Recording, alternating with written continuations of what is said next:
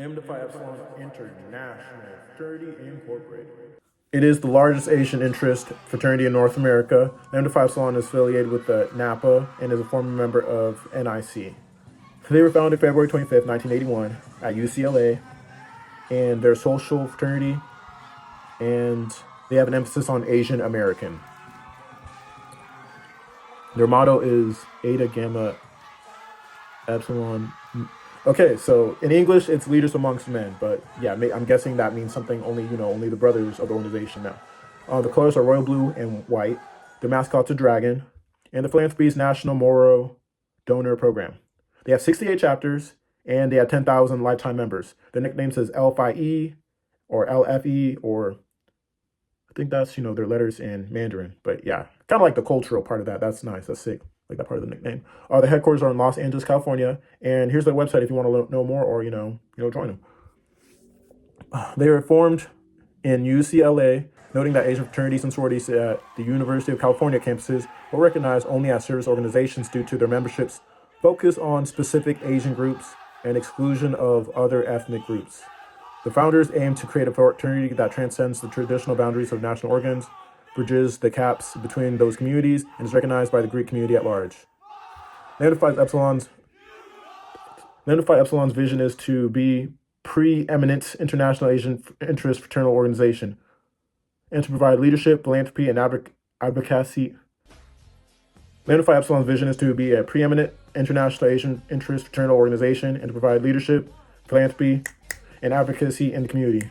While the original charter focused on Asian Pacific Americans, people from all ethnic backgrounds are welcome to join. Craig Ishigo and Daryl Moo signed the charter as president and vice president. Starting as Delta Gamma Tau, on September 15, 1992, this fraternity merged with Lambda Phi Epsilon, effectively taking on Lambda Phi Epsilon's letters to unify organizations with identical purposes and to strengthen the Asian American voice in the campus community. On December 5th, 2004, Lambda Phi Epsilon established a colony at the University of Toronto, which was the first chapter of the fraternity established outside the United States. That was a big achievement to get international. That is not easy from what I've seen. Done a lot of organizations, and there's not too many that say international, and they're multicultural Greeks. Lambda Phi Epsilon currently awards 3 merit-based scholarships to active brothers in good standing who have been chosen from a pool of applicants. The Rising Leaders Among Men Scholarship recognizes first-year members. The Academic Excellence Scholarship recognizes academic achievement. And the Lambda of the Year Scholarship recognizes students who epitomize the organization's mission statement. Lambda Phi Epsilon holds an annual convention during Memorial Day weekend. Weekend at various locations across North America. Co-hosted with the Sisters of Alpha Kappa Delta Phi. That in Greek life, we consider them their sisters. Throughout the weekend, members have the opportunity to learn about the state of the fraternity as addressed by National Board, network with alumni and career-oriented workshops, and socialize with fellow actives from around the world. Convention ends with an annual banquet that recognizes incoming and outgoing fraternal leadership, like the movement going on there, announces chapter promotions and awards, and showcases brotherhood step performances and perpetuating traditions of fraternity. The fraternity's national philanthropy works to raise awareness for bone marrow drives for patients with leukemia or any other blood disorder. The best chance of finding a matching donor lies within their own ethnic community. Asian donors comprise a small fraction, 7% of January 2013, of the National Marrow Donor Program. Because of this, every chapter of Lambda Phi Epsilon hosts several bone marrow drives in conjunction with organizations like the Asian American Donor Program, Asians for Miracle Marrow Matches, and the former Cami Lee Leukemia Foundation to inform, educate, and recruit potential marrow donors for NMDP. Okay, and notable members is, hopefully I said this right, Yoel Kwan, winner of Survivor Cook Islands, and also named People's Magazine of Sexiest Men for 2006. Congrats, my man. Served as chief of the Federal Communication Commission, Consumer Governmental Affairs Bureau. Host of a PBS show called America Revealed. Wow, he's putting in work. My goodness. Let's check him out.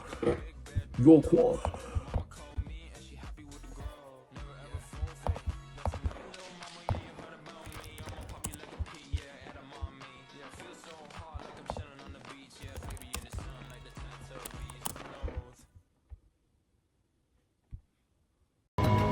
Last year, Yoel Kwan became the first Asian American champion on Survivor. He's the son of South Korean immigrants, and by the time he auditioned for Survivor, he'd earned degrees from Stanford and Yale. We talked recently.